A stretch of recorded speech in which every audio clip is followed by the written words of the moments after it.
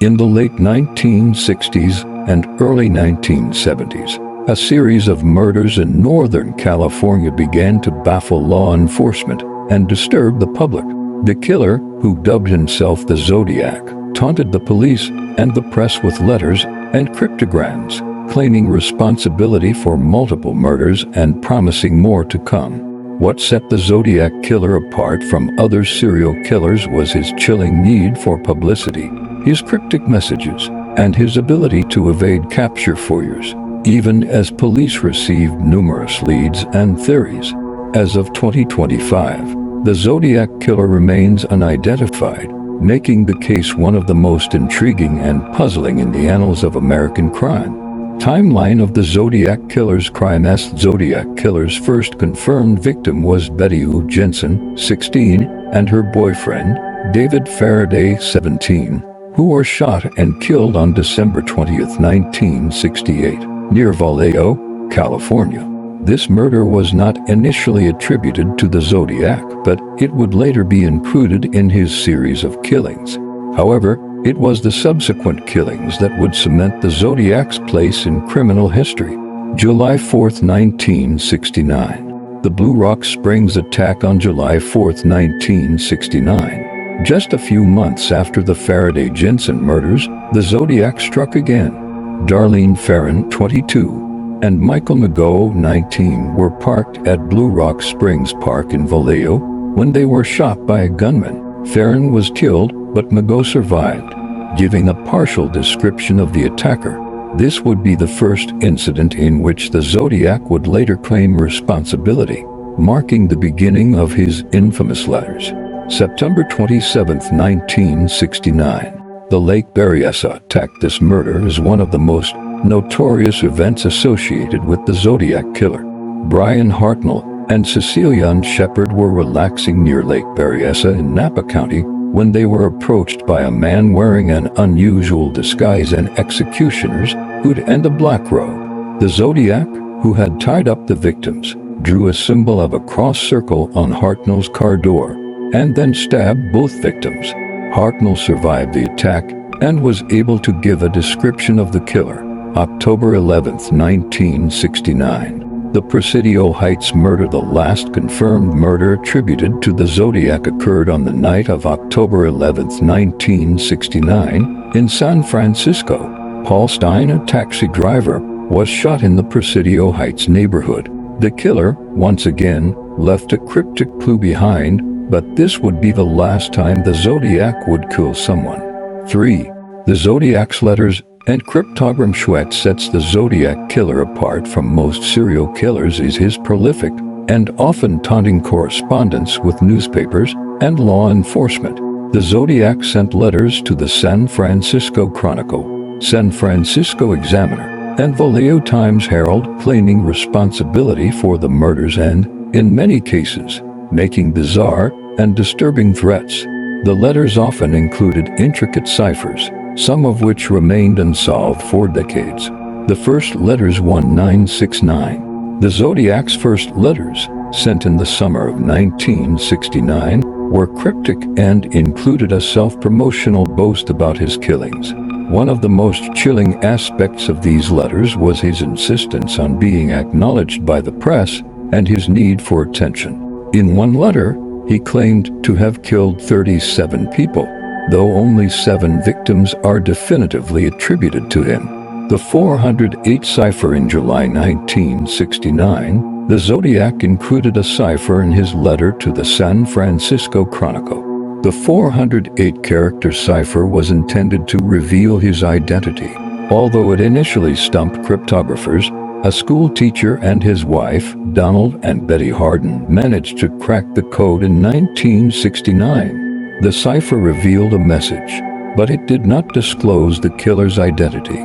Instead, the Zodiac's message appeared to be a rant about the joy he felt in killing. The 340 cipher. In November 1969, the Zodiac sent another cipher to the newspapers, this one even more complex, with 340 characters. This cipher baffled cryptographers for years, with many believing it held the key to the Zodiac's identity. It was not until December 2020 that the cipher was finally solved by a team of cryptographers, revealing a cryptic message, but still not providing any definitive clues about the killer's identity. Other letters and threats. The Zodiac continued sending letters throughout the early 1970s. Some of the letters were filled with cryptic symbols and boasts about upcoming killings, while others contained personal threats. He also included disturbing drawings, including a symbol that would become his calling card, a circle with a cross in it. 4. Police investigation and public response. The investigation into the Zodiac killer was a massive effort, but despite numerous leads, police were unable to apprehend the killer. The police received hundreds of tips from the public, many of which were false or led to dead ends.